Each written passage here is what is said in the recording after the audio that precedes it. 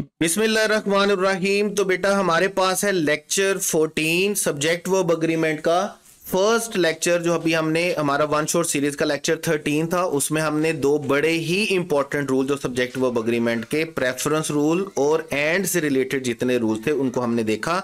इस लेक्चर का स्टार्ट हम कर रहे हैं उन रूल से जो रिलेटेड है वन से रिलेटेड जितने भी रूल्स हैं उनको हम देख रहे हैं। देखें, नंबर वन हमारे पास क्या है कि जब भी हमारे सेंटेंस में वन ऑफ आएगा तो आपने याद रखना है कि वन ऑफ के बाद आने वाला नाउन क्या होना चाहिए, प्लूरल होना चाहिए। ठीक है, क्योंकि हम बहुत सारों में से एक ही बात कर रहे होते हैं तो इसलिए हम सिंगुलर नहीं लिख सकते। मतलब आप ऐसा नहीं लिखेंगे वन ऑफ द सिटी, आपको क्या लिखना होगा, वन ऑफ द सिटीज। आप वन ऑफ द स्टूडेंट नहीं लिख सकते। वन ऑफ का मतलब होता है बहुत सारों में से एक, तो इसलिए इनके साथ आने वाला नाउन क्या होगा, प्लूरल होगा।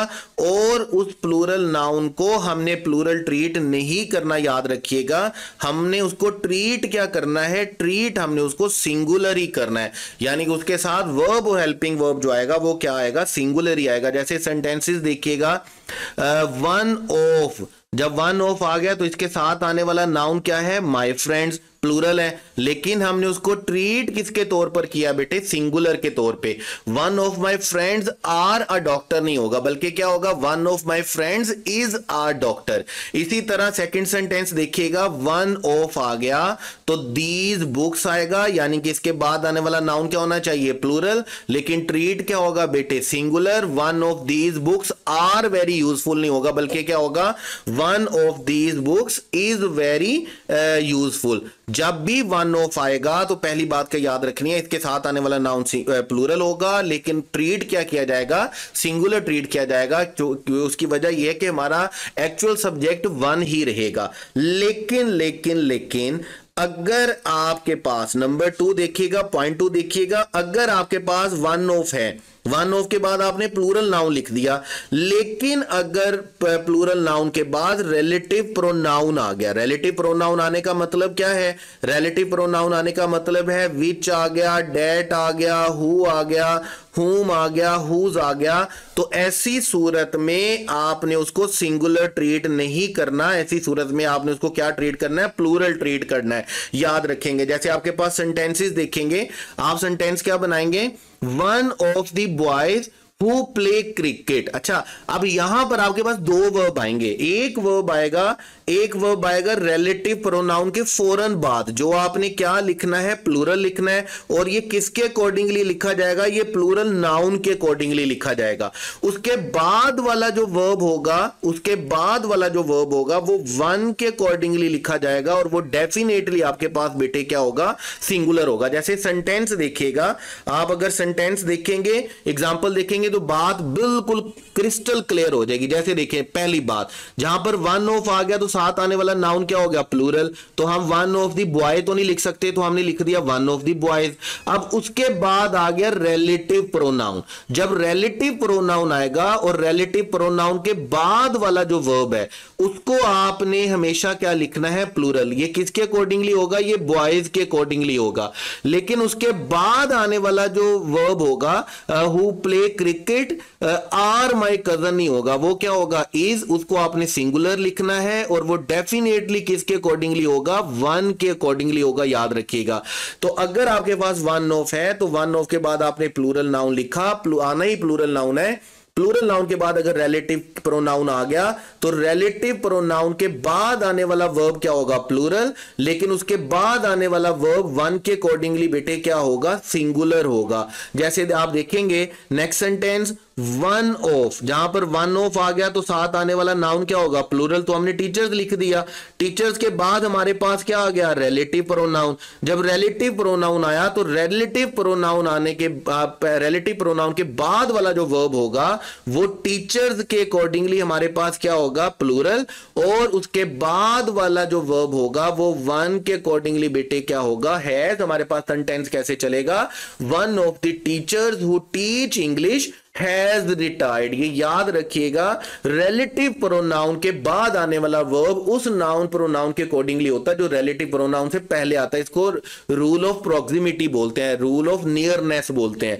ठीक है, उसके बाद रूल नंबर 3 देखिएगा, रूल नंबर 3 और रूल नंबर 4 देखें। अब हमारे पास वर्ड जो है वो ओनली वन नहीं है, अब हमारे पास वर्ड है द ओनली वन ऑफ। पहले हमारे पास क्या था, वन ऑफ, अब हमारे पास क्या है, द ओनली वन ऑफ।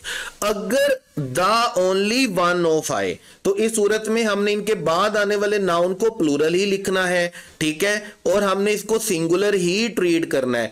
और अगर इसके साथ रिलेटिव प्रोनाउन आ जाए ना, तो रिलेटिव प्रोनाउन के बाद वाला भी आपने क्या ट्रीट करना है, सिंगुलर ट्रीट करना, और आगे वाला तो करना ही सिंगुलर है। जैसे सेंटेंसेस अगर आप देखेंगे तो बात क्लियर होगी।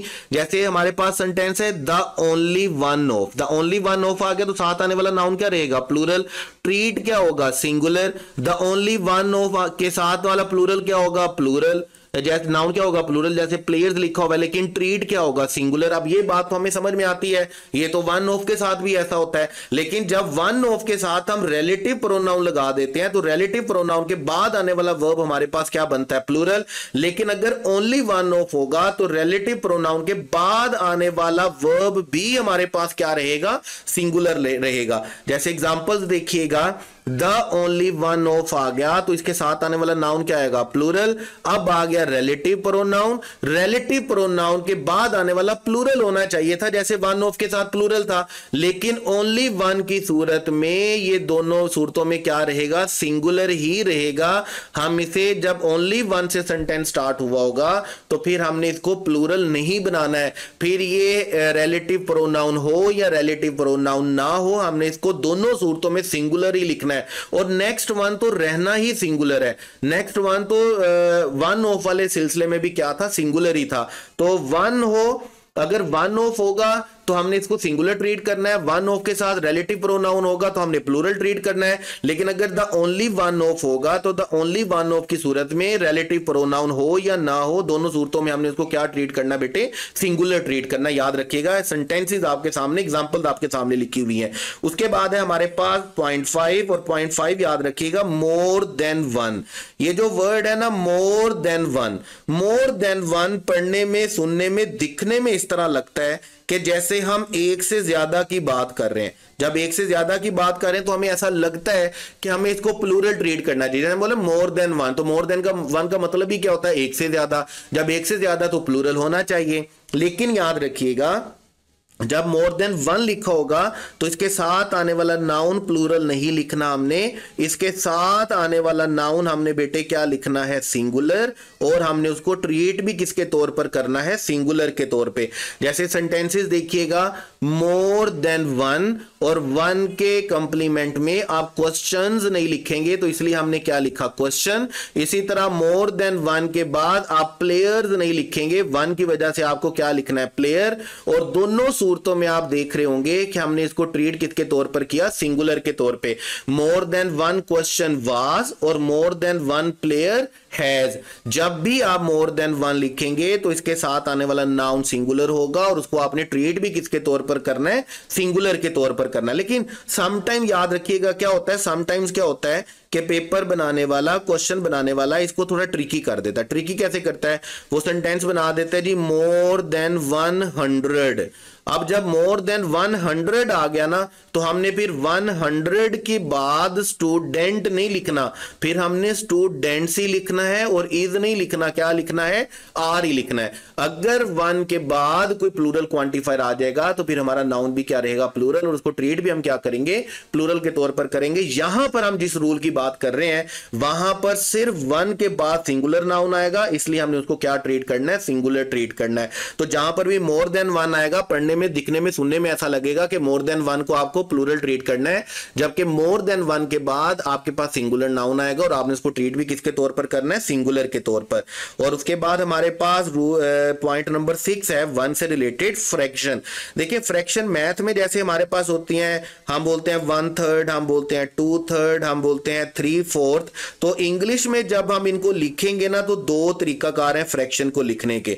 नंबर 1 तरीकाकार क्या है कि हम फ्रैक्शन लिखते हैं 1 के साथ, और नंबर 2 तरीकाकार यह है कि हम फ्रैक्शन लिखते हैं अदर देन 1 के साथ। जब आप फ्रैक्शन 1 के साथ लिखेंगे ना तो आपने याद रखना है, आपने इसके साथ एस का एडिशन नहीं करना। जब आप अदर देन 1 के साथ लिखेंगे तो आपने इसके साथ एस का एडिशन करना है। जैसे देखें अगर मैं बोलूंगा 1/3 तो मुझे थर्ड के साथ एस का एडिशन करने की जरूरत नहीं है। लेकिन अगर मैं 2/3 लिखूंगा ना तो फिर मुझे 2/3 नहीं लिखना, मुझे क्या लिखना है 2/3। जैसे अगर मैं एक और बात बोल दूं, अगर मैं बोलता हूं 1/5, अब अगर मैं बोल रहा हूं 1/5 तो मुझे इसके साथ एस का एडिशन करने की जरूरत नहीं है।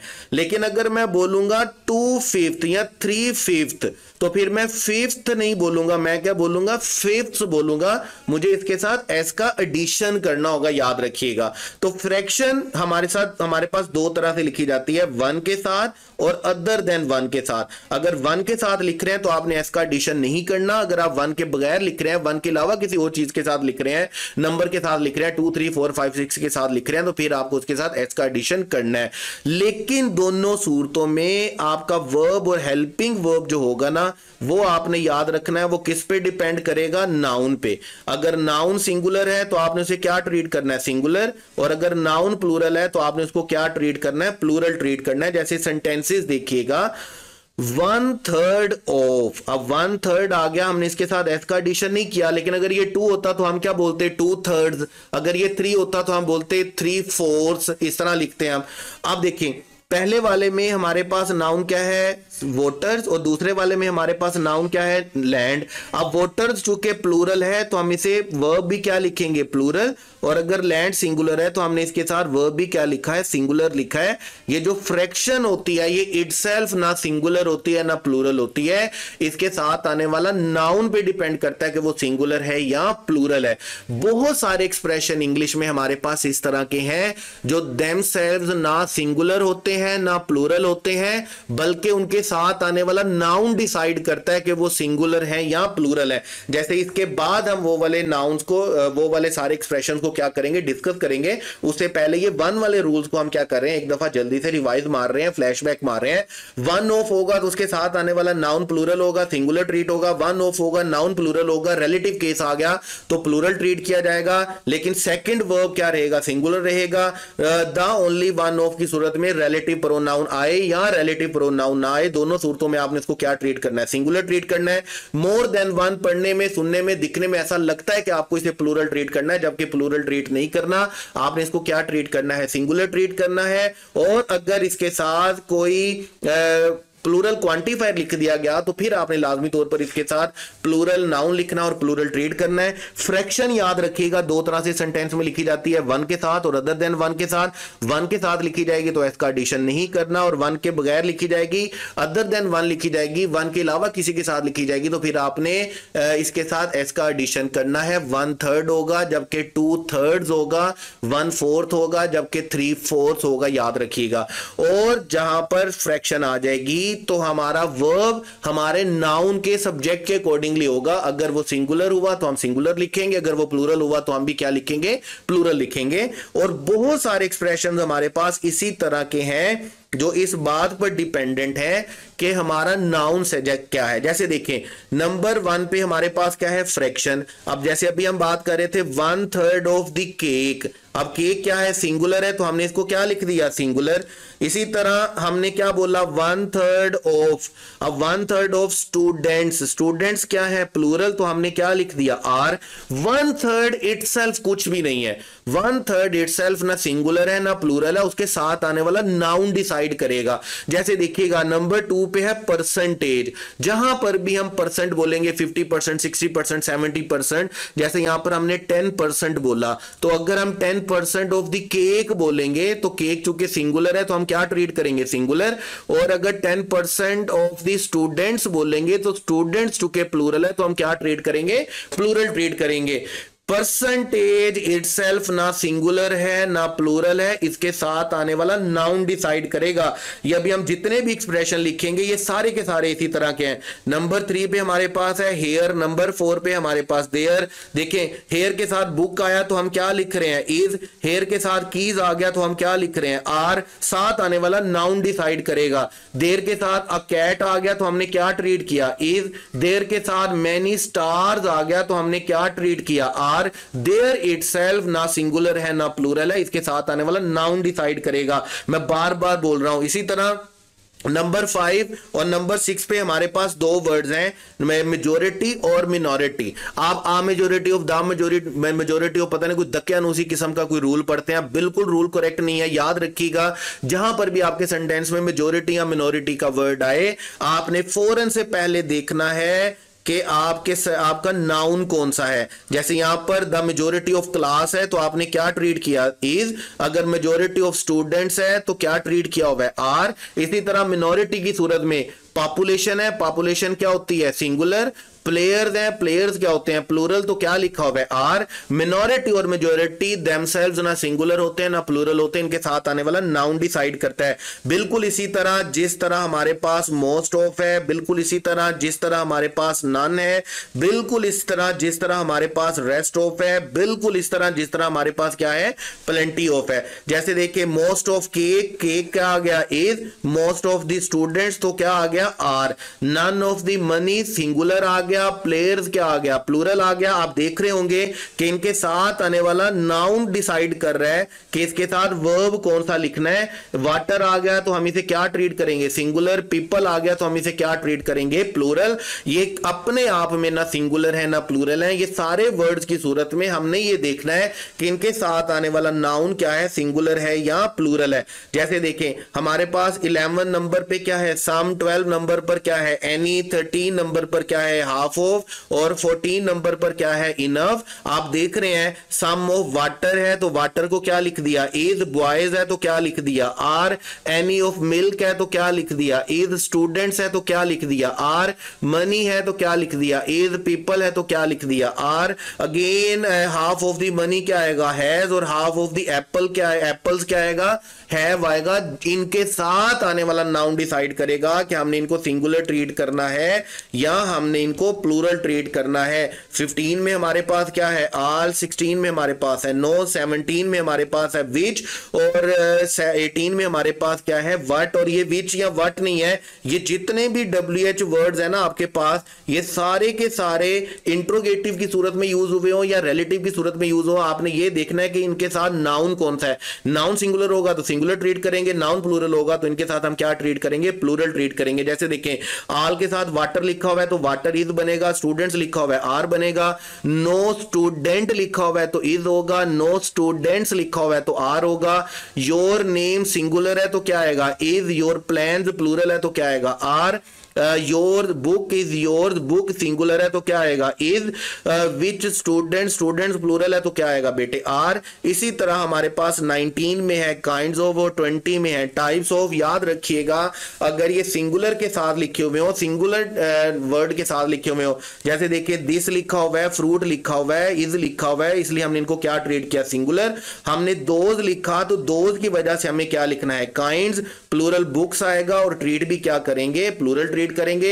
बिल्कुल इसी तरह दिस की वजह से क्या आएगा, टाइप। और दीज की वजह से क्या आएगा, टाइप्स। शूज है तो क्या ट्रीट करेंगे, प्लूरल। मशीन है तो क्या ट्रीट करेंगे, सिंगुलर। ये वो 20 एक्सप्रेशंस हैं, ये वो 20 वर्ड्स हैं जिनके साथ आने वाला नाउन ये डिसाइड करता है कि हमने इनको सिंगुलर ट्रीट करना है या प्लूरल ट्रीट करना है। ये देमसेल्व्स ना तो सिंगुलर होते हैं ना प्लूरल होते हैं। तो आपने क्या करना है, बड़े अच्छे बच्चों की तरह एक लिस्ट बना के इनको रट्टा मार लेना अपने पास कि ये कौन कौन से वर्ड्स हैं, ये कौन कौन से एक्सप्रेशन हैं जिनके साथ हमने पहले नाउन को देखना है। तो हमारा वर्ब और हेल्पिंग वर्ब नाउन के अकॉर्डिंगली होगा। इन वर्ड्स के साथ हमारा कोई भी लेना देना सेंटेंस का नहीं है। उसके बाद देखिएगा, उसके बाद हमारे पास हम कुछ रूल्स पढ़कर आए थे नाउन में भी। देखें जिस बच्चे ने सब्जेक्ट वर्ब एग्रीमेंट पढ़ने से पहले नाउन पढ़ा हुआ है ना, बिलीव मी उसके 50 to 70% प्रॉब्लम्स वैसे ही सोल्व हो जाते हैं नाउन पढ़ने पे। तो मैं तो आप लोगों को पर्सनली रेकमेंड ये करूंगा कि नाउन्स के लेक्चर जो है वो अपलोडेड हैं मेरे ये यूट्यूब चैनल पर। आप जाएंगे और उसमें खास तौर पर एक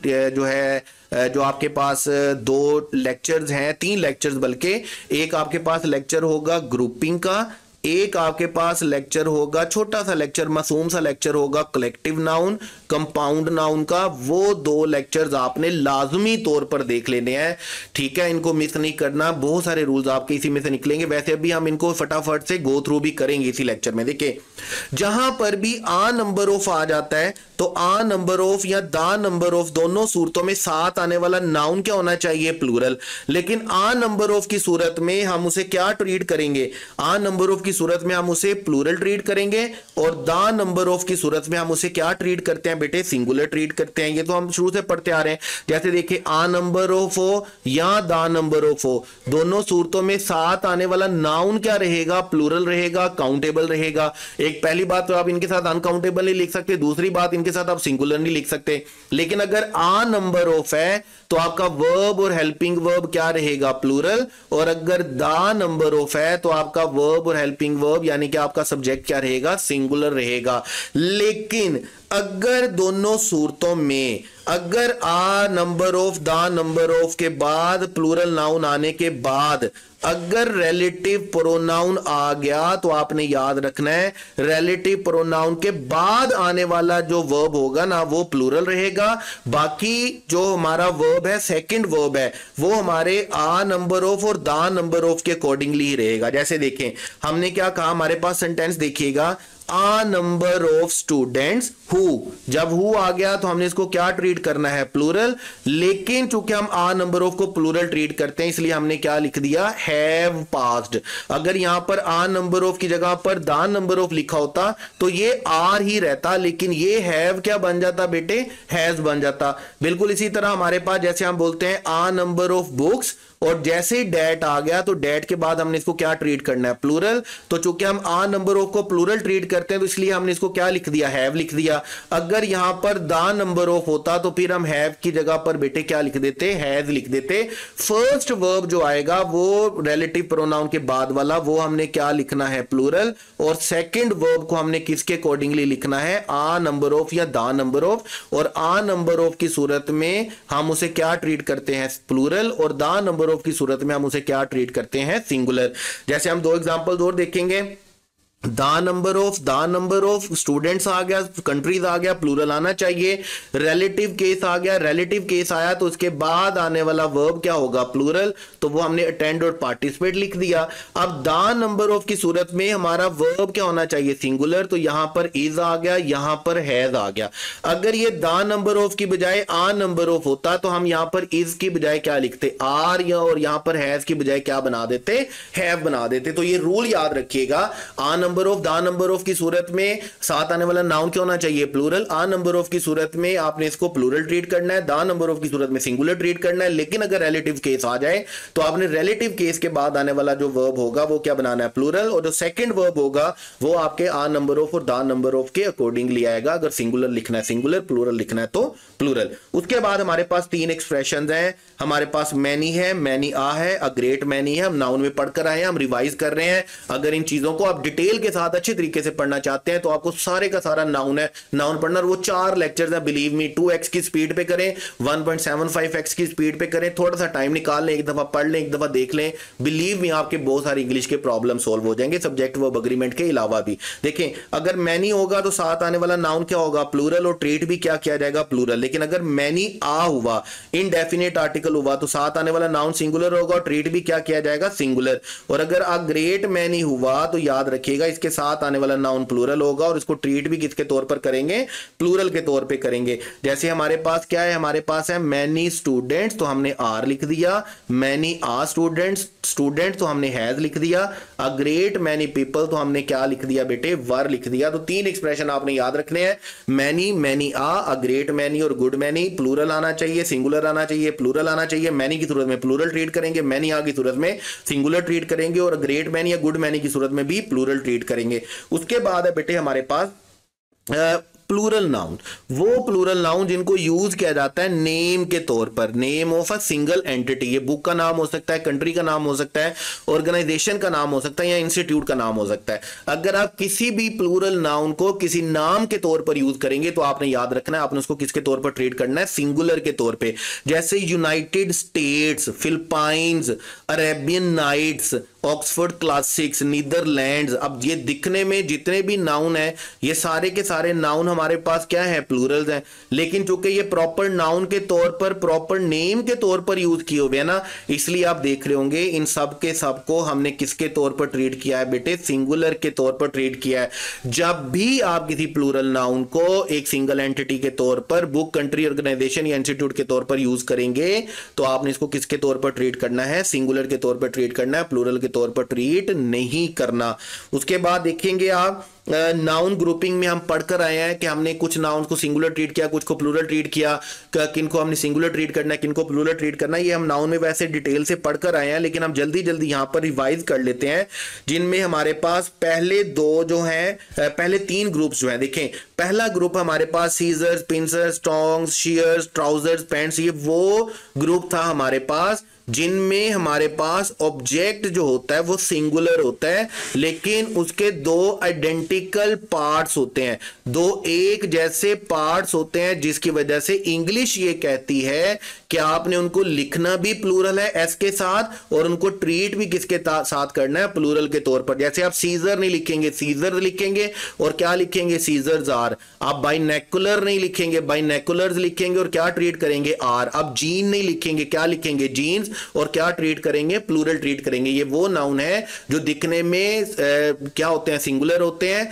लेकिन दो आइडेंटिकल पार्ट्स की वजह से इंग्लिश क्या बोलती है कि आपने इनको क्या ट्रीट करना है, प्लूरल ट्रीट करना है। उसके बाद हमारे पास वो नाउन है जो दिखने में हमें क्या नजर आते हैं कि हमें इसको क्या ट्रीट करना चाहिए, सिंगुलर ट्रीट करना चाहिए, जबकि हम हमेशा इनको क्या ट्रीट करेंगे, प्लूरल ट्रीट करेंगे। जैसे हमारे पास कैटल है, पीपल है, पुलिस है, gentry, peasantry, electorate, nobility, poultry, riches, ये जितने भी नाउन है हमारे पास, इन सारे के सारे नाउन को हमने हमेशा क्या ट्रीट करना है, प्लूरल ट्रीट करना है। अब मैं अगेन बात आपको बता दूं, ये तो मैं यहां पर इस ग्रुप में सिर्फ जल्दी जल्दी से बात कर रहा हूं इनके सिंगुलर प्लूरल होने की। इनके और बड़े टेक्निकल से रूल्स होते हैं। जैसे ये ग्रुप 1 का टेक्निकल रूल क्या है कि अगर हमने इनको सिंगुलर के तौर पर ट्रीट करना है तो हमें इनके साथ क्वांटिफाई वर्ड यूज करने होते हैं, a piece of, a pair of, इस तरह के वर्ड यूज करने होते हैं। तो अगर आपने इन चीजों को डिटेल के साथ पढ़ना है तो मैं दोबारा बोल दूं, आपको नाउन का ग्रुपिंग वाला लेक्चर पढ़ लेना चाहिए लाजमी तौर पर। वो सब्जेक्ट वर्ब एग्रीमेंट के अलावा भी आपके बहुत सारे प्रॉब्लम्स को सोल्व करेगा। अब कैटल को हम क्या ट्रीट करेंगे, वर। पुलिस को क्या ट्रीट करेंगे, हैवंट। पुलिस को हमने हमेशा प्लूरल ट्रीट करना है। जेंट्री को भी हम क्या ट्रीट करेंगे, वर। ये वो नाउन्स हैं जिनको हमने हमेशा क्या ट्रीट करना है बेटे, प्लूरल ट्रीट करना है।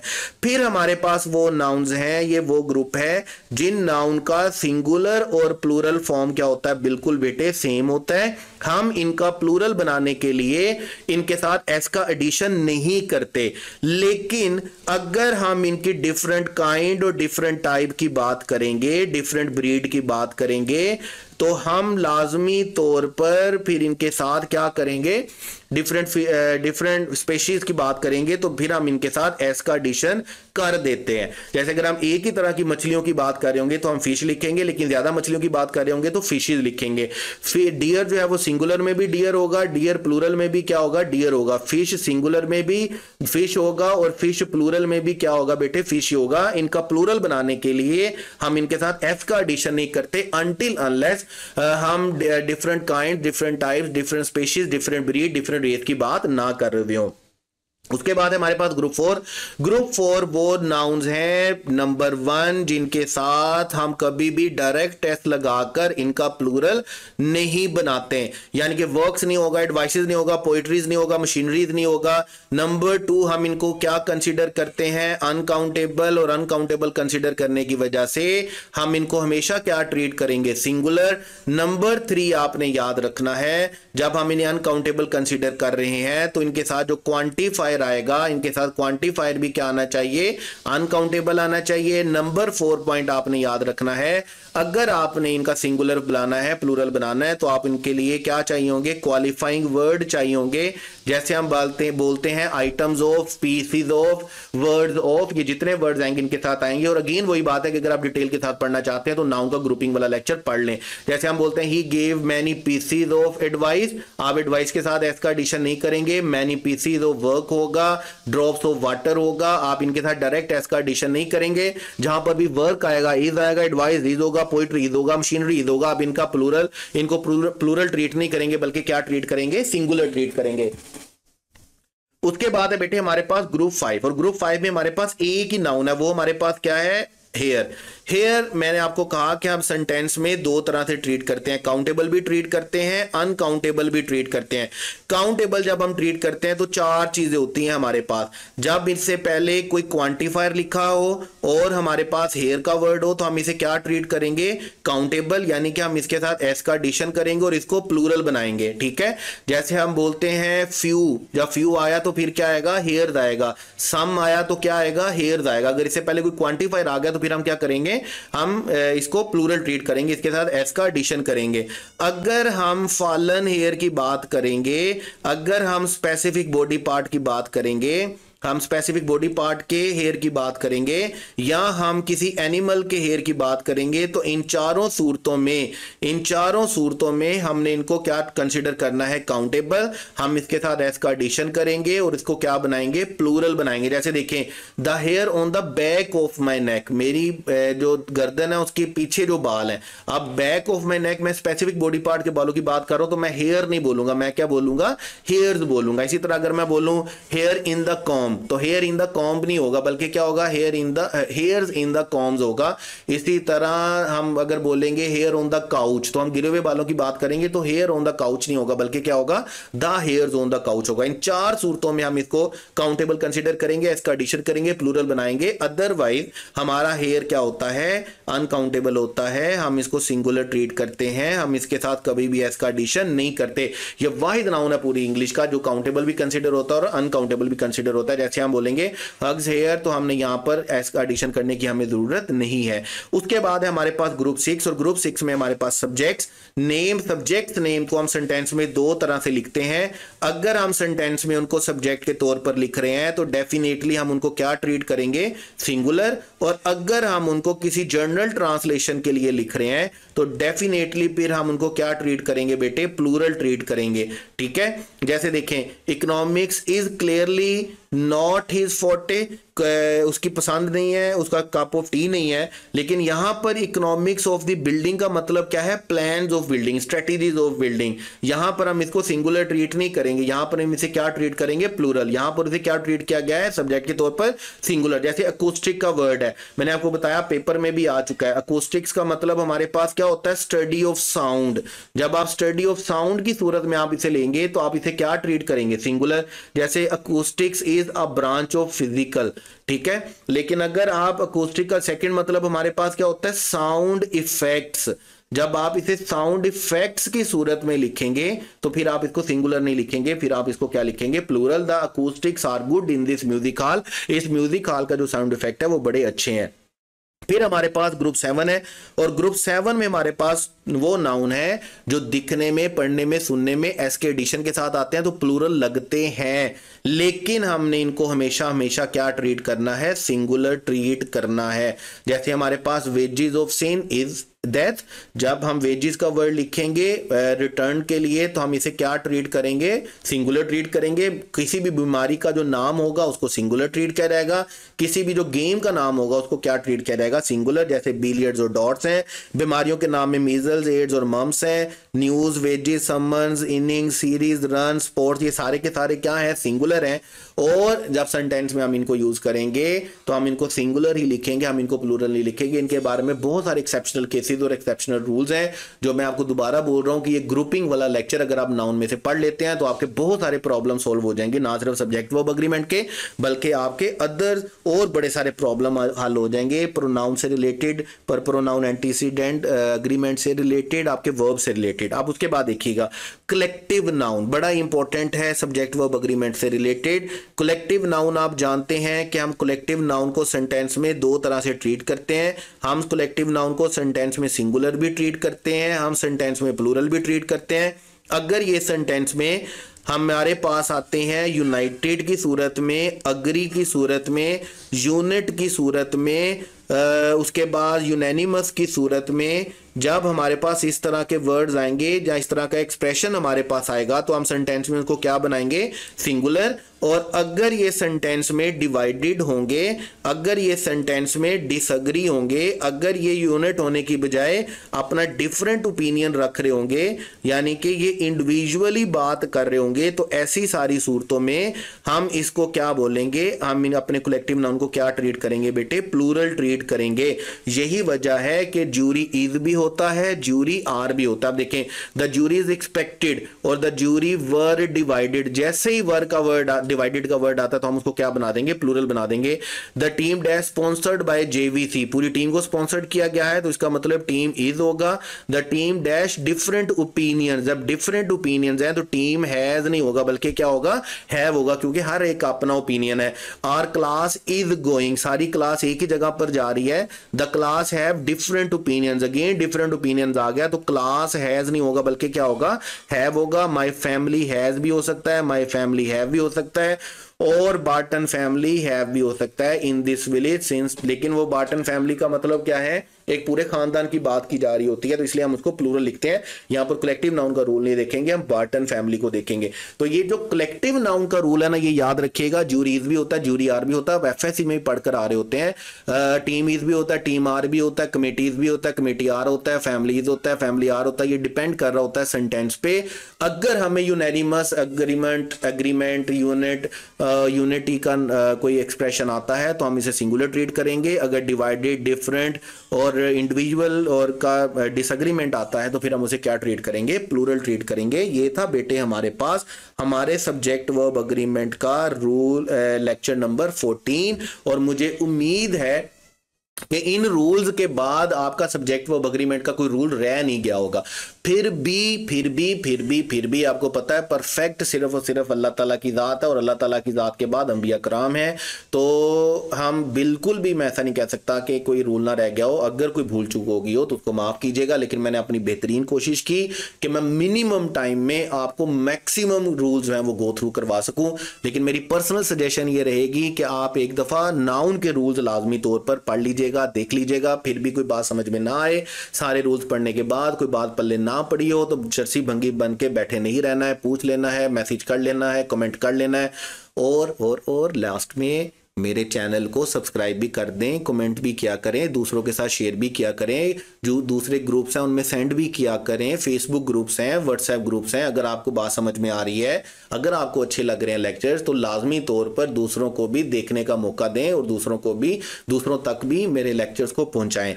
तो wish you all the best. Allah Hafiz.